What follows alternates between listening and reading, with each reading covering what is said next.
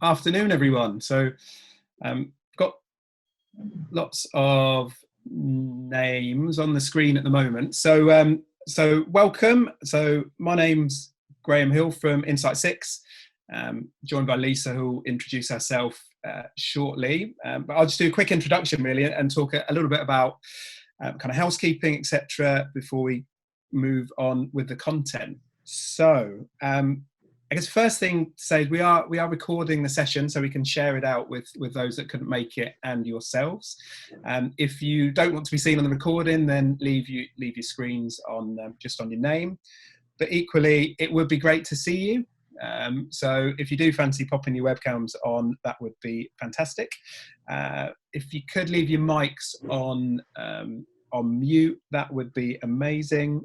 In terms of questions, please feel free to fire questions at us as we go.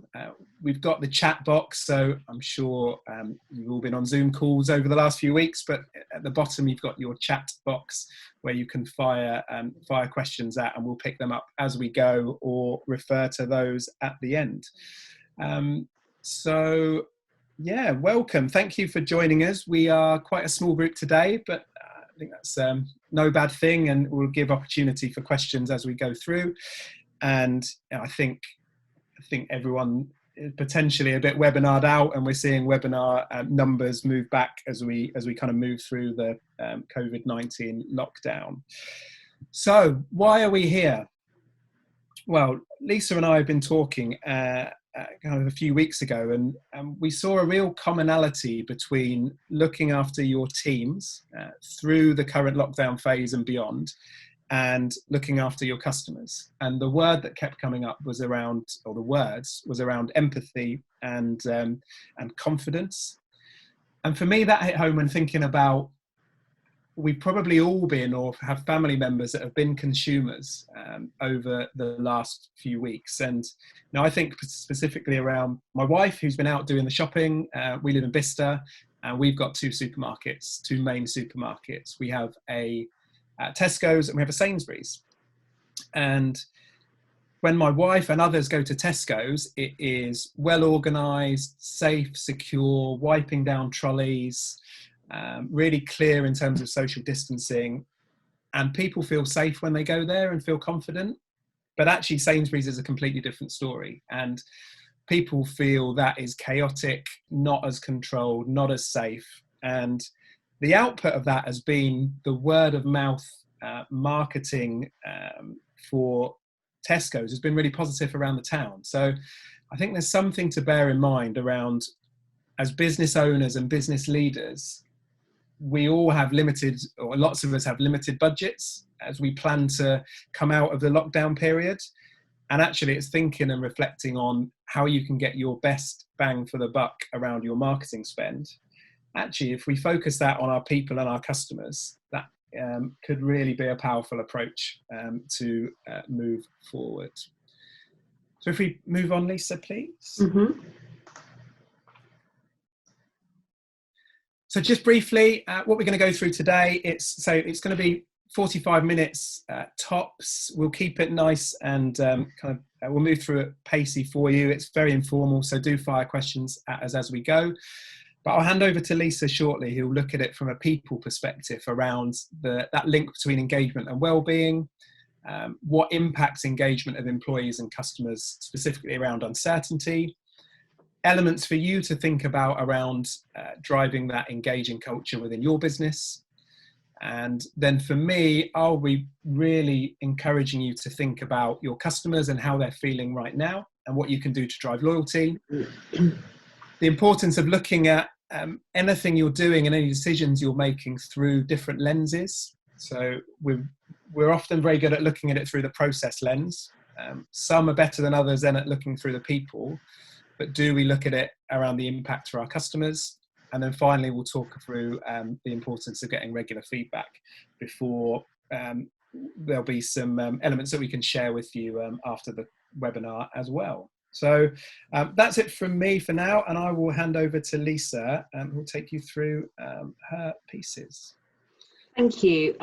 So I'm really delighted to be talking with Graham on this, because actually Graham's the first person who specifically works with customer services that I've worked with. And when, as Graham said, when we were talking a while ago, we realised that there's a real overlap in actually how we get people engaged, and whether you're looking at engaging your employees back in the workplace, or you're looking at engaging consumers in whatever format that is, people have got to have confidence and trust in you. So, and that's what I do a lot of in terms of working with organisations, is looking at the well-being of people within those organisations. But well-being and engagement are so closely linked that the two kind of go hand in hand.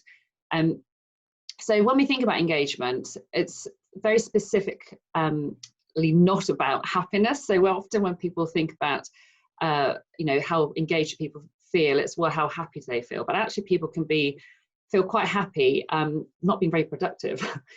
So we need to focus on what real engagement is about, and that's kind of about how engaged you are with your work in terms of being productive and really focusing on it, giving it all, being, when you're really most engaged. Think about those times when you have been incredibly engaged with something and time seems to fly by, and you don't mind kind of giving that extra bit of effort above and beyond. And that's the sense of really being committed to something.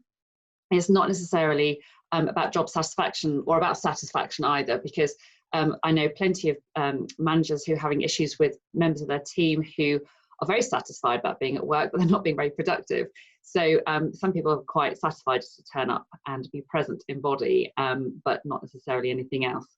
They tend to coast. So it's broader than well-being, but the two are very, very closely linked. And when we think about the bullet points here, which are some key kind of factors which have been identified by Quantum Workplace, and it's really consistent actually across most research about engagement. These are specifically around highly engaged employees, but actually they're really relevant for customers too, which is why the two go hand in hand so well. So then when we think about how those two link together, I really like this quote, which really shows the impact of customer service and highly engaged employees. And it's actually really obvious that when your employees are really engaged and they're really productive and they perform well, they're highly motivated, they speak well about your company, they're going to be your biggest advocates of your brand. And that's going to lead to really engaged customers who completely see the value of your products and services. So when I was talking to a company recently, and they're obviously limited budgets, and they're trying to work out how to kind of market themselves, particularly because they're going in a slightly different direction. Actually, if you get your team on board, and your team need to be on board anyway in order to be successful, they're the best people to market for you.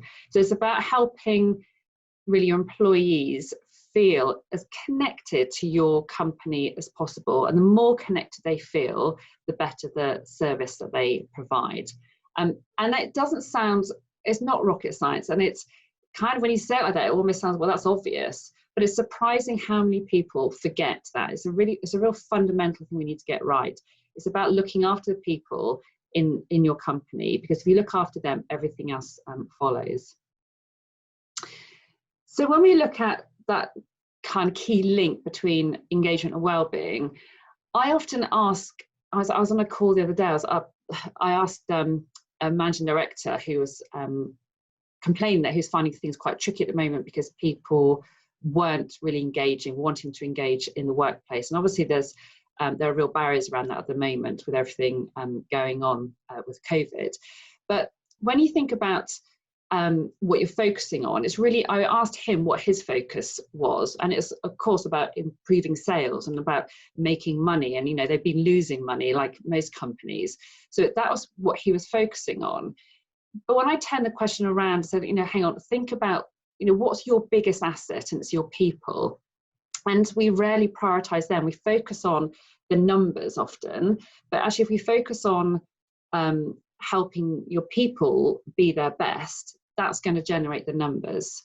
And so it's looking at, why are people engaging with you? Why are your employees engaging with you?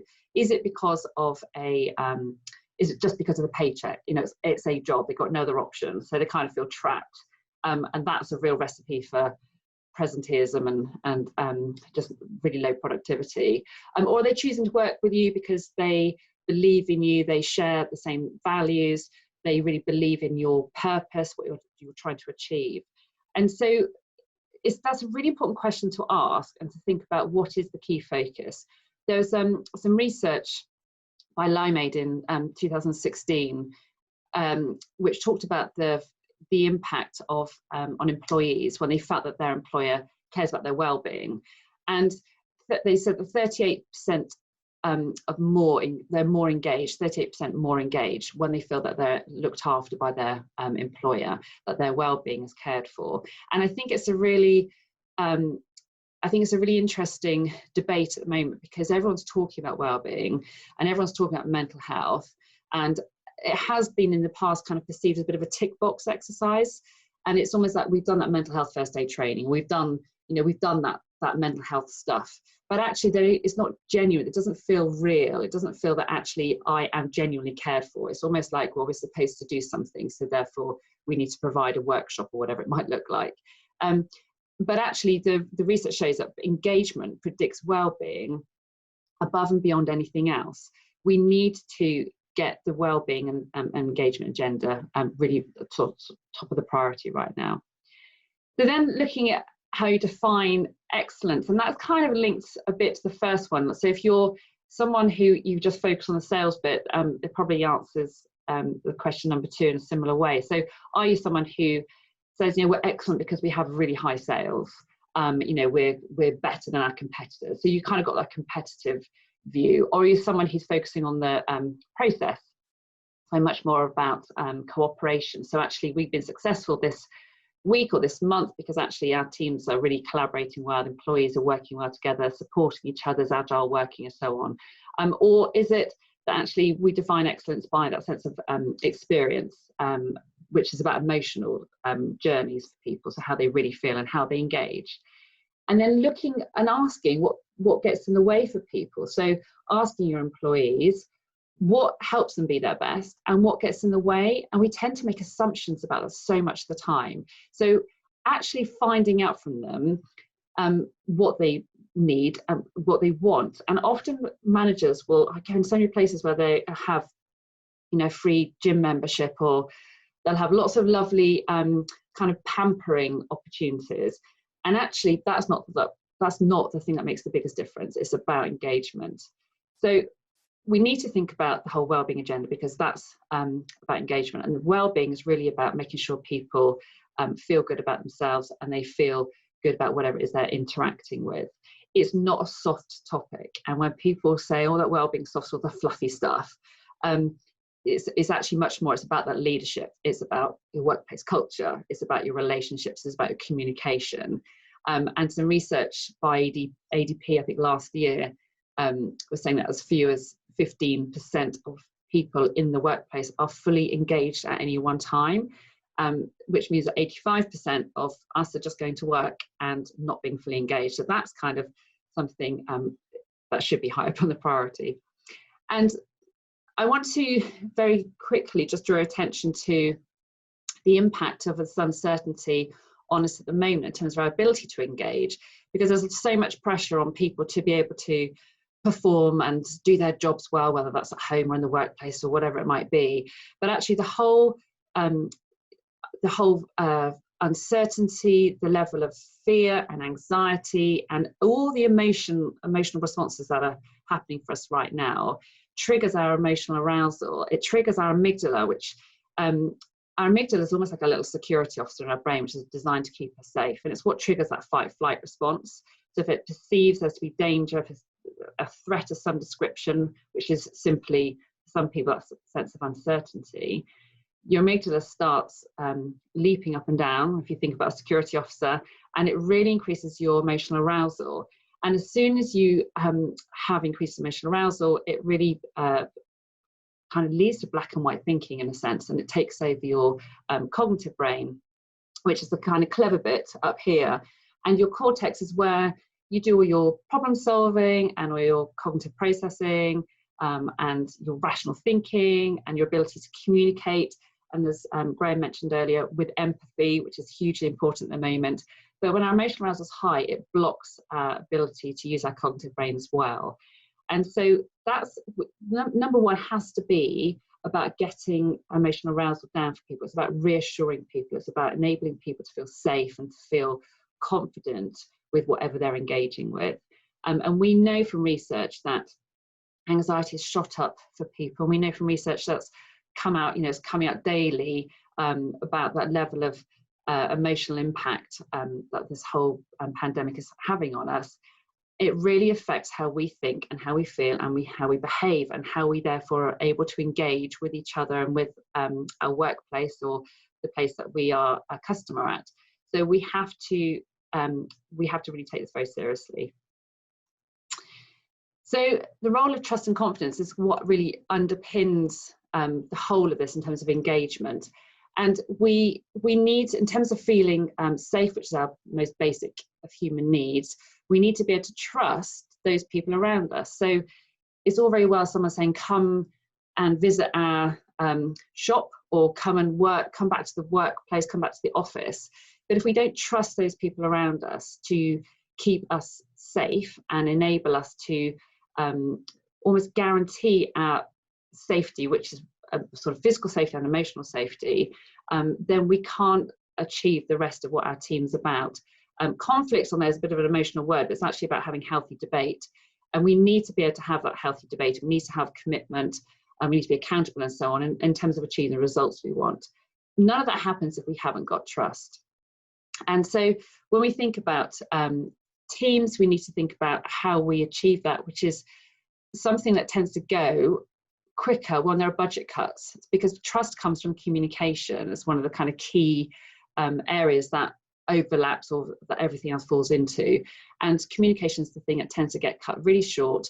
There's kind of check-ins with people, those that sense of being able to really kind of build those emotional connections are really threatened when people are under time constraints and budget restraints.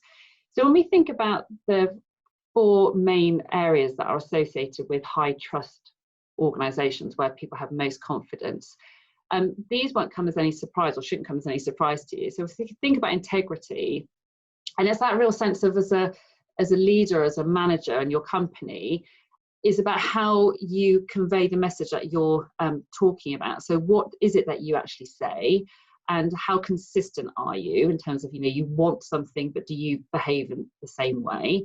How predictable are you? Essentially, do you live your values? So are you someone who's leading by example? And we see that a lot where someone says something and does something quite different. Loyalty, so do you go and do your employees go the extra mile? Do people look out for each other? Do they have each other's backs? And again, there've been numerous studies that show you have to have that sense of kind of connection between people in the team as well as with their leader in order to have that sense of confidence and trust. And that focus on relationships. So, this is so key. So employees are unanimous in agreeing the importance of empathy. So they want communication, they want people to understand them, they want to be able to tell a story and say what's going on for them. But there's a study quite recently, a couple of years ago, which showed that only 92% of employees feel that there's a real sense of empathy in their workplace. 92% feel that 92% of people feel that there is not that sense of value given to empathy in their workplace. They feel that it's one of those things they would like more of, and actually it's just undervalued. It's not taken seriously by the leaders. It's almost that you're coming to work, you're here, you should be performing in this way, this is what we're expecting of you, and they don't have that sense of understanding of what's going on for them at the moment. And that's particularly important at the moment with everything going on. People need to feel understood and reassured. And then visibility, so understanding really what's going on in the workplace, what is happening in the future, what the future direction looks like in terms of including each person on that journey. So if I'm an employee, do I know where I fit into the bigger structure in the future? And I think a lot of managers are assuming that they've got to have all the answers, they've got to map it all out, and they've got to get it all just right before they share it with their team. But actually it's better practice for managers to be able to develop that in a sense with their team, so that the team has an understanding of where changes are coming from, how they fit into that, and basically what the future looks like. Hugely important. And that kind of leads then on to the next slide, which is the keys to engagement. And when we think about a future outlook, is exactly what I've just said. It's like having that trust in the leadership, or the trust in that company, that they have a really clear idea of what the future looks like.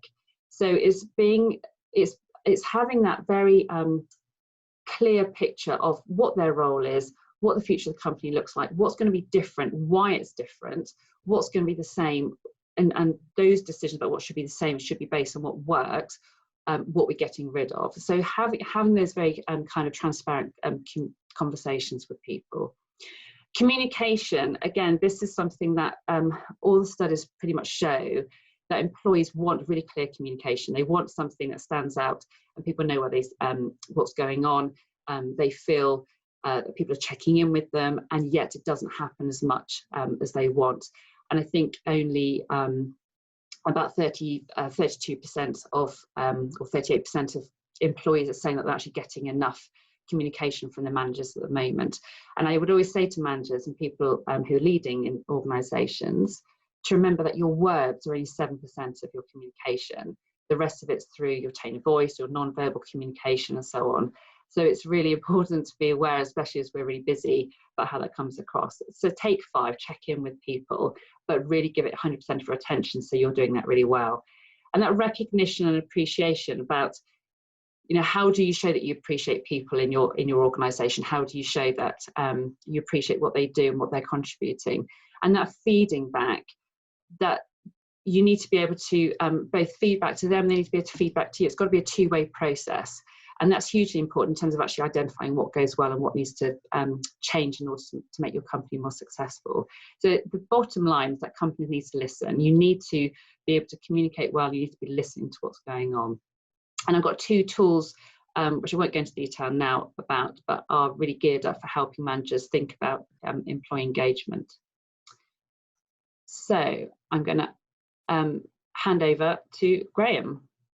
Lovely. Thank you very much, Lisa. Some fantastic stuff there. And so for me, I'm now going to go through a bit more detail on those last 4 points, actually, because interestingly, when we talk about future outlook, communication, recognition, and particularly around the experience that gives and feedback, they're really the same 4 priorities, whether we're talking about people and our teams, or whether we're talking about our customers. So starting off with future outlook, I guess my first question to you, and that you don't have to answer, it's just for you to think about, is actually, what does your plan for the future look like? Is there a clear plan in place, or does it look a little bit like the guy on the slide with his fingers behind the back, who's actually behind me up there as well? And I think when you are putting your plan together or looking at your plan, it's really important to go beyond the process. So at the moment, processes are changing all the time. So that may be you own a shop and you're looking at getting customers back into it when you can. It may be that you run a B2B business and you're thinking about how you can service your customers and clients as efficiently and effectively as you can at the moment. And the government guidelines that are out there, they only give you the process. They don't give you anything else. And I think while it's important, and we all have a duty of care to abide by those processes, I think the businesses that really thrive beyond the lockdown are going to be those that go beyond the process. And that means connecting on emotional levels and creating positive memories for your clients now and beyond. We've got a tool that can support with that. So we have a kind of reflect, review, revise planning structure, which there'll be a survey coming out after this webinar, and you can have access to those documents. So just pop your name down to say that you want them. And I think another point at the moment around your planning is it's really difficult to plan more than short term at the moment, because we just don't know what that's going to look like medium to long term. So definitely be prepared and build into your plan around those tweaks think perfection is probably your enemy at the moment as well. I think it's about moving at pace and doing what's right around the timing as to where we are in the current situation. And a tool and an exercise that you can do is around mapping your customer journey to see where the opportunities are to improve. And if you are mapping that journey, really look at how your customers are feeling and what they're thinking. Because we've got a great opportunity here. And I think those businesses that do get it right, we talk about the elephant's brain, really. And people will remember how they were treated as customers throughout and beyond this process and this lockdown. And if we get it wrong as well, there's a chance that we may lose those customers for a long time and potentially for forever. If we can move on, Lisa, please. And the next piece around me is around experience. And again, another question to ask yourself is, how have you felt as a customer over the last 7 or 8 weeks? And another question to ask is, if you have children, what did you feel when the Boris announced that schools would be going back? So I have 2 kids. I have a 6-year-old and a 9-year-old. My 6-year-old is due to go back in beginning of June. And how that makes me feel as a parent is, one, it's kind of different to how it makes my wife feel. But there's a real concern of, is it going to be safe for them? Are they going to be looked after? And actually, that's the same feeling that your customers will be having as they plan to come back to you. And being able to give them that confidence that you have taken all the necessary steps is really important. But as I say, it's more than that. And many of you will be aware of Net Promoter Score. I won't spend ages on it, but basically it's a worldwide standard for measuring customer experience. If you've not used it as a business, you've probably been asked the question as a customer, and that is, on a scale of 0 to 10, how likely are you to recommend this business to a friend or family? And if people score that a 9 or a 10, they're what we call promoters. And that is, they will actively say how good your business is. And people that score a 7 or 8 are passive. And that is where it's kind of the experience has done what it says on the till, but nothing more.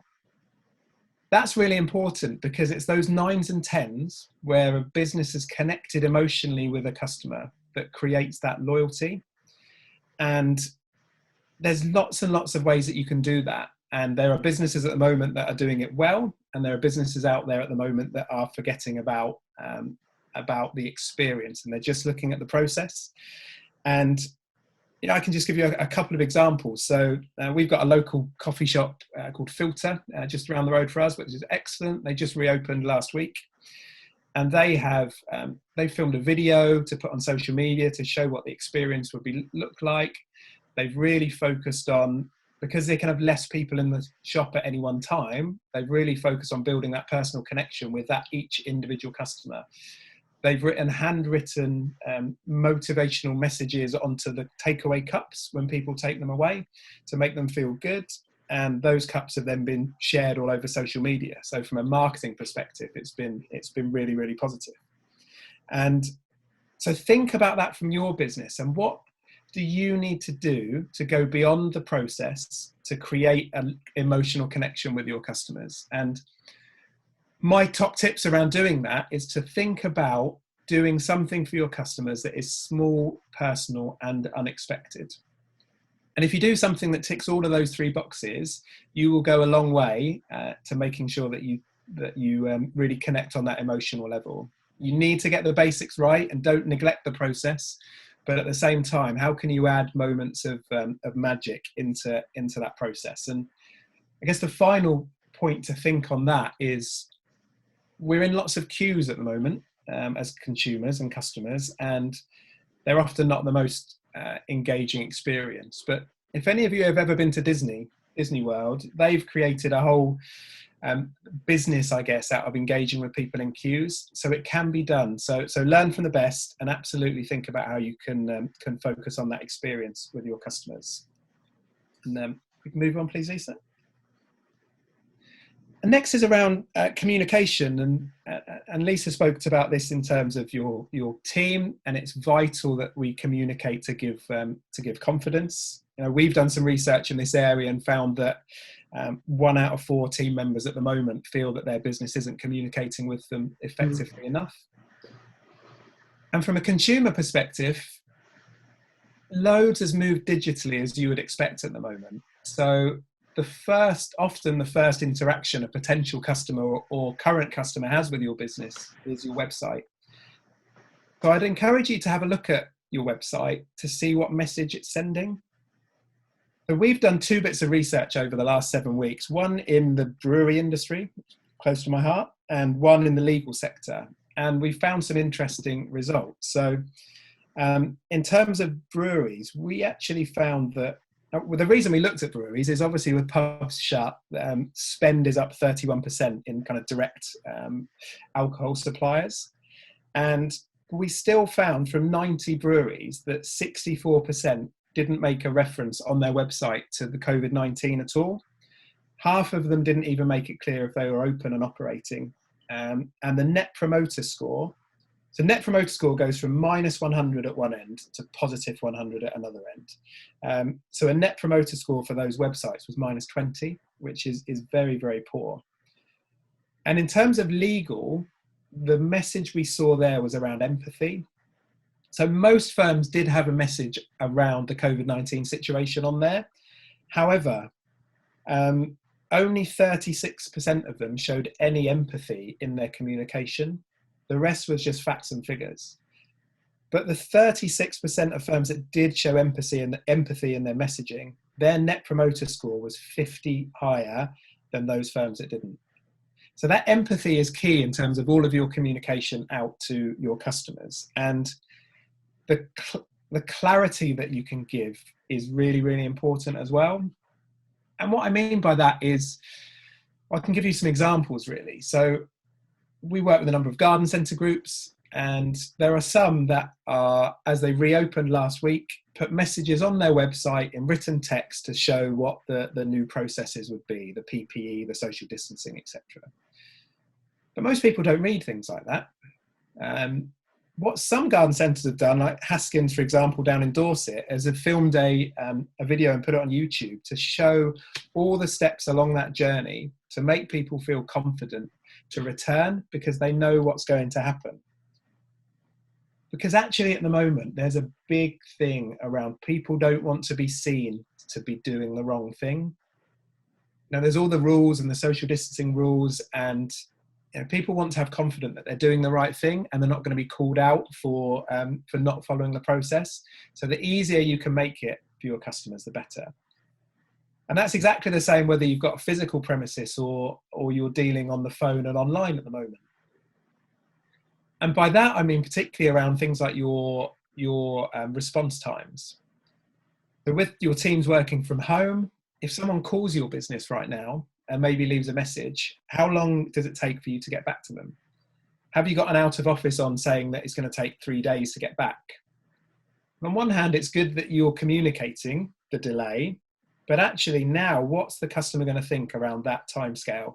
And are they going to be prepared to wait? So from a process perspective, do you have everything in place to deal with those customers? And the final piece on this is, if you are face-to-face, having people come to your offices in the future, if your workforce are wearing masks, remember that you can't see a smile through a mask. And we talk about creating confidence and giving confidence and empathy. When you can't see that smile, that actually makes a big difference. So really think about overemphasizing body language, tone of voice, to show the positive aspects from that you lose from losing out on the smile. And the final piece is, make your communication as clear as possible, and not just think because you've sent a newsletter or put a sign up that you have communicated. Because actually the single biggest problem in communication is the illusion that it has actually taken place. Next slide, please, Lisa. And the final piece for me is around feedback. And this is equally as relevant for your team as it is for your customers. Because actually, how do you know if you're delivering for them if you don't ask them and you don't get their opinion? Regarding your team, you may have seen recently or yesterday an article on the BBC that there's already been 5,000 people that have contacted the health and safety executive. flag concerns over workplace safety as part of COVID-19.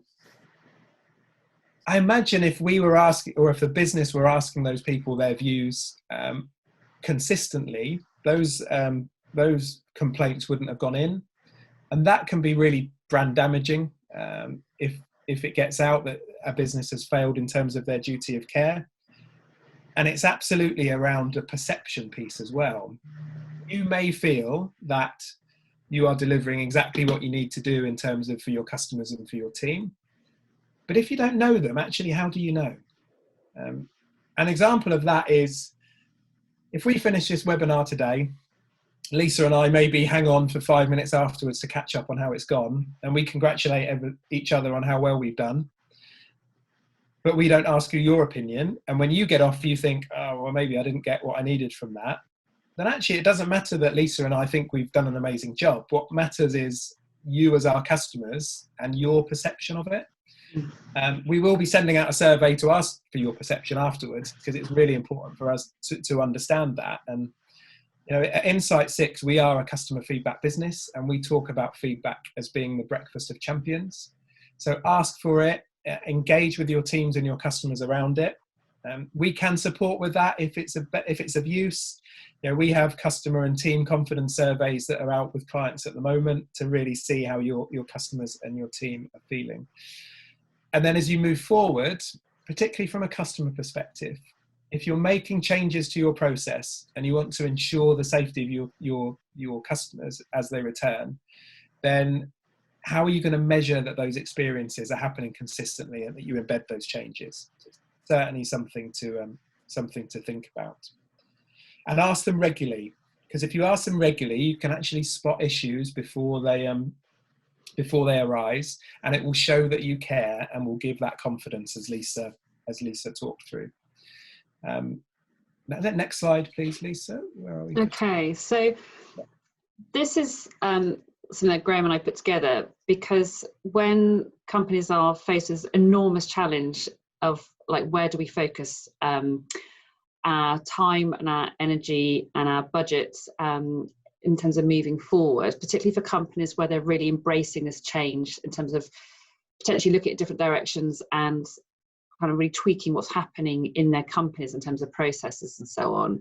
It's about what's the one thing that people can, the companies can focus on to have that ripple effect. And when we focus on people and getting it right for people, so that sense of whether that's your customers or whether that's your employees, that sense of communicating, helping them understand what you're doing well, getting their feedback, building that sense of trust and confidence, it has a ripple effect on everything that you can see here on this slide. And we call that blockbuster slide for those of you old enough to remember. And it's really important, because I think when we're looking at teams studies show that teams who are most engaged, who score like the top 20% of most engaged companies, have significant reductions in things like absenteeism and staff turnover, 41% less absenteeism, 59% less turnover. And that's not including presenteeism, which is much harder to measure.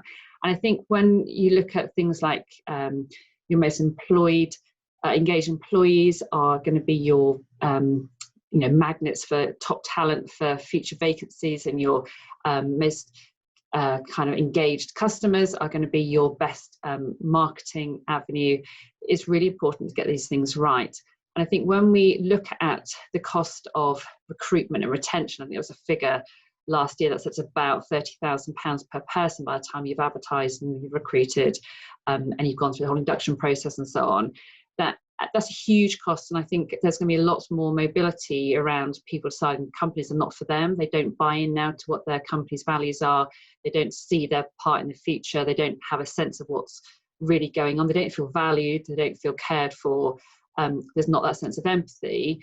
That actually companies really need to start putting the people bit first, so that we start reducing those costs. And I know I've had quite a number of conversations with HR professionals about that sense of push-pull. Do we just tell people they've got to go back to work because it's in their contract, and there'll be disciplinary action if they don't.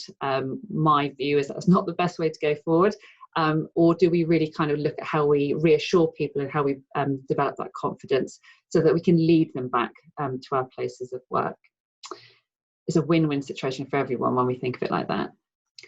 And so in terms of key takeaways, Graham and I spent quite a while to think about how we can kind of break down what we've talked about today in terms of very concrete things. And actually it depends where you're at now in terms of what you need next.